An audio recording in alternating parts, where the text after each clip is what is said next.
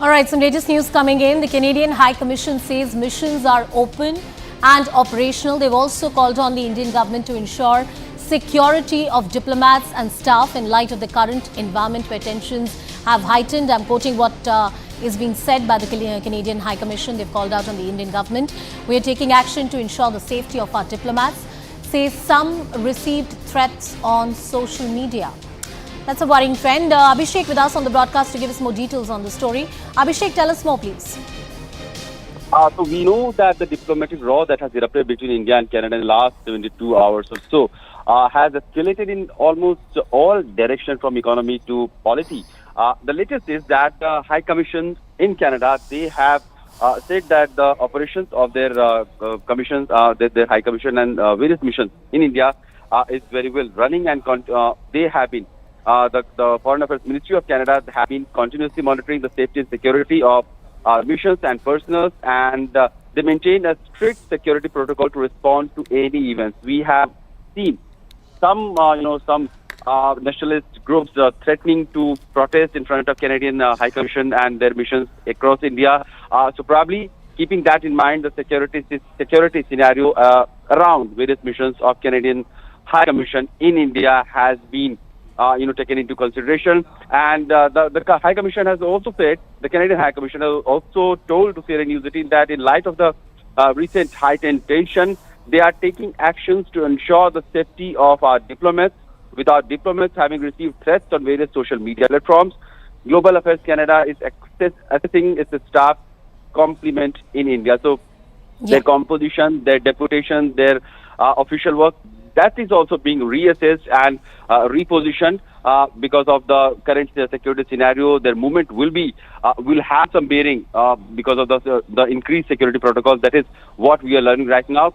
More details on what implication it could have for the visa application or the processing of visa, that remains to be seen. That remains to be seen. Abhishek, the threats on social media, have the agencies really taken cognizance of that? Is there an official complaint that has been made in that regard? Sorry, come again, Ritima. The question that I'm asking to you is that the Canadian High Commission says that the missions are open and operational, and they've called on the Indian government to ensure security of diplomats. Now, in this context, there were also certain complaints that there are threats which are being received by these diplomats on social media. In that regard, is there an official complaint that has been raised with the security agencies? The security, the security scenario, security protocol remains very, hidden, and they don't divulge much details on that. But the Canadian High Commission has said that as a result of the heightened tension and as an abundance of caution, they have decided to temporarily adjust staff presence in India. That may mean that some of them may be going back to Canada, or maybe some of them will be repositioned in different verticals of work. Some works may be reduced, or some work may be taken on a more urgent basis. The security protocol will guide some of the deputation. And also, the High Commission has said that all of our locations are staffed by diplomats and locally engaged staff to ensure business and operational continuity. And the Foreign Affairs Ministry of Canada, the Global Affairs Canada, they will continue to take all appropriate measures to protect the health and safety of all our personnel, including locally engaged staff. And the decisions are made based on a number of factors, including the professional profile of an employee or the personal circumstances. So keeping that in mind, the staffing is being reassessed, the locations are being reassessed, security protocol is being reassessed. How much of assurances they have got from the Indian government, that has not been told. But we know that some of the reports in Canadian media has said that Canada has kind of conveyed the Vienna Convention, under which the host country is supposed to protect and ensure the safety and security of all the diplomats of the guest country. So in that sense, Indian government is liable to ensure the safety and security of all the Canadian diplomats present in India, and is mandated by the Vienna Protocol, to which India is also free. So that has been told. So that means that the tensions are rising up so high that the countries or the diplomats have started referring to Vienna Convention. And that is not a very good sign for the bilateral ties, if we could say, between India and Canada. Abhishek, getting us all those details. Mr. Sushant Sareen, who's a security expert, is also joining us on the broadcast. Mr. Sareen, good afternoon. Thank you so much for speaking with us. The Canadian High Commission issuing the statement in saying that in the light of the current environment, we are taking action to ensure safety of our diplomats. And they're also talking about certain threats that have been received on social media. It's indeed an escalation. How severe? No, the escalation is very clearly happening, and it's the Canadians who are responsible for the escalation that has taken place.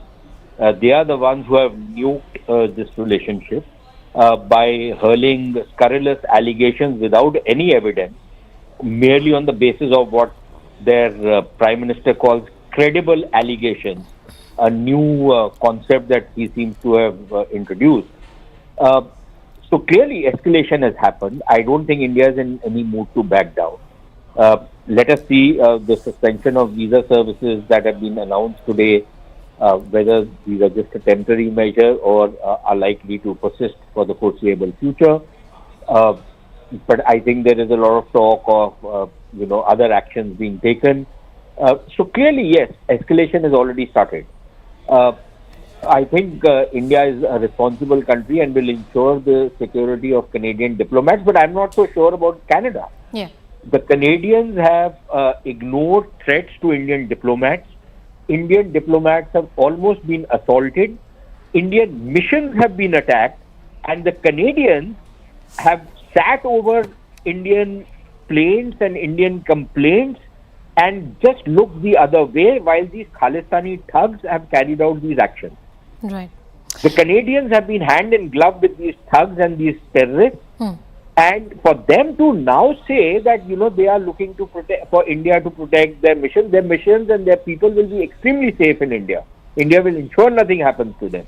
So, and a lot of propaganda is taking place on the Canadian side of some threats, unnamed threats. In Canada, open threats are being issued. They are openly coming out and publicly declaring that they will attack. And yet the Canadians have not acted because they said it's freedom of speech. So if it's freedom of speech in Canada, then how is it not freedom of speech out here? Interesting. One more aspect that perhaps would be pertinent to the discussion. BLS had put out this notification on the website saying we are suspending the service, visa services for India. Indian visa services have been suspended. Now they've removed that notification. No, it's come back on.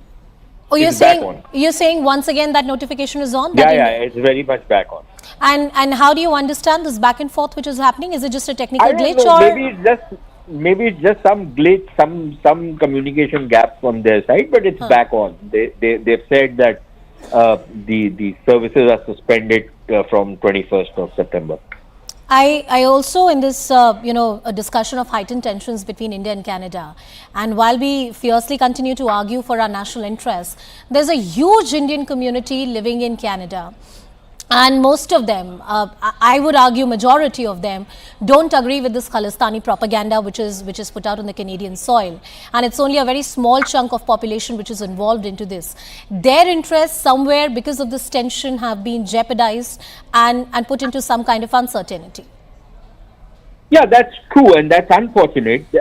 Things should have never reached such a pass between India and Canada. We are after all not supposed to be hostile countries, but if Canada allows a climate of impunity to terrorists and gangsters who carry out gangland killings in India and carry out all kinds of nefarious mafia activity in India. I don't see how that is conducive to good relations between India and Canada. Number one. Number two, I think the primary responsibility of the government of India is to Indian citizens, first and foremost in India, and then Indian citizens in other countries, including in Canada.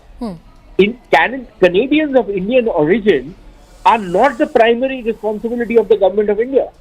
I think we need to be extremely clear on that. Number one. Number two. Number three, the government's advisory yesterday has made it very clear that the government is apprised of the situation and has asked people to register with them so that in the case of any untoward incident against Indian citizens or Indian students, the government can provide them whatever security, whatever assistance they require. So it's not as though the government of India is unmindful of what is happening.